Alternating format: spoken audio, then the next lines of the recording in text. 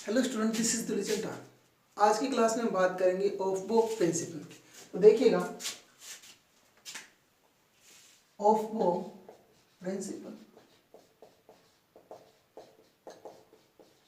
Of बो principal एक important principle है। ये हमें किसी भी एलिमेंट की इलेक्ट्रॉनिक कॉन्फ़िगरेशन लिखने में बहुत मदद करता है। तो देखिएगा, ये प्रिंसिपल कहता क्या है। ये कहता कि डिफरेंट ऑर्बिटल्स में जब हम इलेक्ट्रॉन फिल करते हैं, तो वो इलेक्ट्रॉन जो होते हैं वो ऑर्बिटल्स की एनर्जी के इंक्रीजिंग ऑर्डर में फिल किए जाते हैं। कैसे? ऑर्बिटल्स में जब हम इलेक्ट्रॉन फिल करते हैं वो increasing order of orbital energy में फिल किए जाते। इसका मतलब क्या कि जिन ऑर्बिटल्स के लिए एनर्जी कम है, एनर्जी लेस ऑर्बिटल्स, जिन ऑर्बिटल की एनर्जी लेस है उसमें हम इलेक्ट्रॉन पहले फिल करेंगे।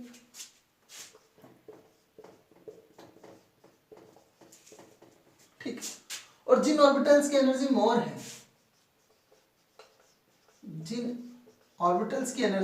मोर है, उनमें इलेक्ट्रॉन बाद में फिल किए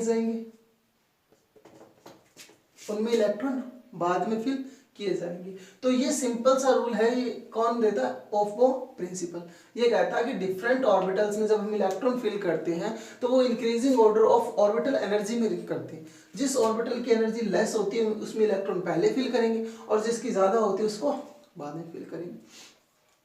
अब हम कैसे बताएं सर कि इस ऑर्बिटल्स की एनर्जी ज्यादा है, इस ऑर्बिटल की एनर्जी कम है? तो ऑर्बिटल की एनर्जी को डिटरमिनेट करने के लिए, ऑर्बिटल एनर्जी को डिटरमिनेट करने के लिए एक रूल दिया गया जिसको कहते हैं N+L रूल। N+L रूल क्या कहता है? N+L रूल देखिएगा,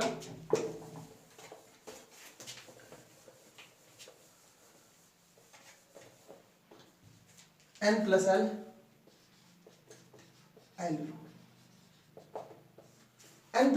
रूल ये कहता कि जिस ऑर्बिटल्स के लिए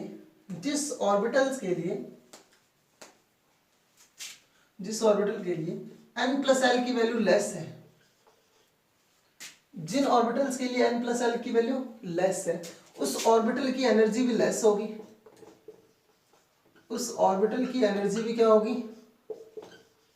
लेस होगी और उसमें इलेक्ट्रॉन पहले फिल किया जाएगा,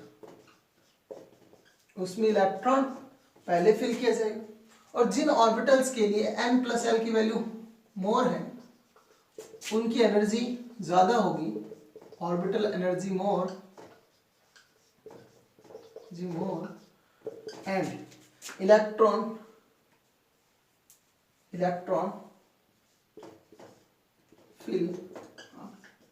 इलेक्ट्रॉन बाद में फिल किए जाएंगे। जैसे हम एग्जांपल्स पे आते हैं, फर्स्ट एग्जांपल लेते हैं 1s and 2s orbital. 1s orbitals के लिए n की वैल्यू आप देख रहे हो, इसके लिए 1 है और इसके लिए कितनी है? 2। इसके लिए l की वैल्यू कितनी है? 0। इसके लिए l की वैल्यू कितनी है? 0। s के लिए आप जानते हैं l की वैल्यू 0, साइड में लिख देना अगर नहीं पता हो तो। s के लिए l की वैल्यू कितनी होती है? 0। p के लिए 1, d के लिए 2 और f के लिए कितनी होती है? 3। तो यहाँ पर N+L की वैल्यू कितनी आ रही है? 1 और यहाँ पर N+L की वैल्यू कितनी आ रही है? 2। तो N+L की वैल्यू क्या आपकी? मोर, और जिसकी N+L की वैल्यू मोर होगी उसका एनर्जी भी क्या होगा? ज्यादा होगा। कंपेयर हम दूसरे एक और एग्जांपल लेते हैं। जैसे हमने कंपेयर किया 2s और 2p की एनर्जी का, 2s और 2p की एनर्जी का कंपेयर करेंगे तो आपने बोला सर जिसका N+L का वैल्यू ज्यादा उस ऑर्बिटल की एनर्जी भी क्या होगी? ज्यादा, और उसमें इलेक्ट्रॉन बाद में फिल किए जाएंगे। तो आप यहां से लिखाओगे तो n की वैल्यू कितनी? 2। इसके लिए भी कितनी? 2। l की वैल्यू इसके लिए कितनी? 0 और इसके लिए कितनी? 1। तो N+L की वैल्यू यहाँ पर कितनी आ रही है? 2, बट यहाँ पर कितनी आ रही है? 3। तो 2p के लिए N+L की वैल्यू क्या है? मोर, तो 2p के लिए n+l की वैल्यू मोर है, तो इसके लिए ऑर्बिटल की एनर्जी भी 2s से क्या होगी, मोर। मतलब इसमें इलेक्ट्रॉन हम क्या करेंगे, बाद में फिल करेंगे। कुछ और एग्जांपल करते हैं, देखते हैं जरा।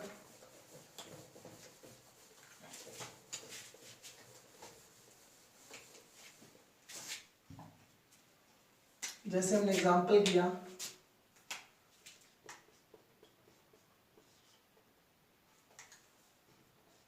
3p और 3d का, 3p और 3d का। 3p के लिए n की वैल्यू कितनी होती है, 3। इसके लिए भी n की वैल्यू कितनी है, 3।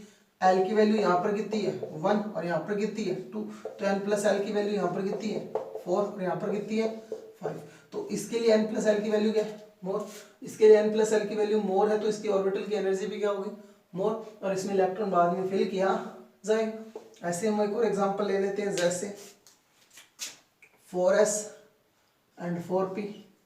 4s एंड 4p में क्या होगा, 4s एंड 4p में आप देखोगे n की वैल्यू इसके लिए कितनी, 4, इसके लिए भी कितनी, 4। l की वैल्यू इसके लिए कितनी, 0, इसके लिए कितनी, 1। तो इसका n+l 5 है और इसका कितना है, 4। तो आपका n+l वैल्यू ज़्यादा, तो आपकी ऑर्बिटल की एनर्जी भी ज़्यादा, आपके इलेक्ट्रॉन बाद में फिल किए जाएंगे। अब एक बात आती है, वो बात क्या है कि अगर मान लो सर n+l की वैल्यू सेम आने लग जाए, तो हमने एक लिखा कि if n+l value is equal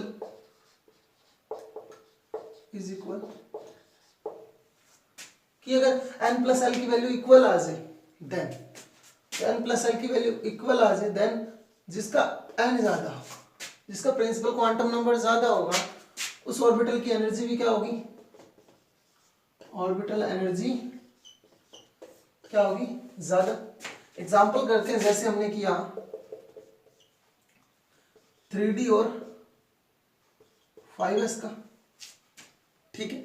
यहां पर n की वैल्यू कितनी है, यहां पर n की वैल्यू कितनी, 3, यहां पर कितनी, 5। l की वैल्यू कितनी, 2, यहां पर कितनी, 0। तो n+l की वैल्यू कितनी है, 5, और यहां पर भी n+l की वैल्यू कितनी है, 5।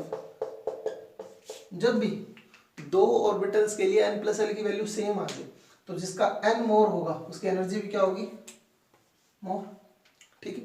आप ऐसे ही कुछ एग्जांपल्स इसमें और दे के देख सकते हो, जैसे 3d और 4p का एग्जांपल ले लेते हैं। 3d और 4p में किसमें पहले इलेक्ट्रॉन भरा जाएगा, तो आप n+l नियम से भी जाओगे। तो n की वैल्यू देखो, यहाँ पर 3 और यहाँ पर कितनी है, 4। l की वैल्यू यहाँ पर कितनी है, 2, और यहाँ पर कितनी है, 1। तो n+l की वैल्यू यहाँ पर भी कितनी आ रही है, 5, और यहाँ पर भी कितनी आ रही है, 5। बट 4p का n की वैल्यू ज्यादा, तो इसलिए ऑर्बिटल की एनर्जी भी क्या होगी, ज्यादा, और इसमें इलेक्ट्रॉन क्या किए जाएंगे, बाद में फिल किए जाएंगे। ये हमने पढ़ा n+l रूल। तो ये हमारा ऑफ-बो प्रिंसिपल यहाँ पर खत्म होता है। किसी भी ऑर्बिटल्स में हम किसी भी ऑर्बिटल्स में इलेक्ट्रॉन कैसे फिल करते हैं वो यहाँ से बता सकते हैं। तो इलेक्ट्रॉन फिल करने का ये मैक्सिमम इसी मेथड द्वारा कर सकते हैं। कुछ एक एक्सेप्शन को छोड़कर हर जगह हमारा ऑफ-बो प्रिंसिपल लगता है। वो एक्सेप्शन लिख देता हूँ मैं कौन कौन से हैं। जैसे एक्सेप्शन है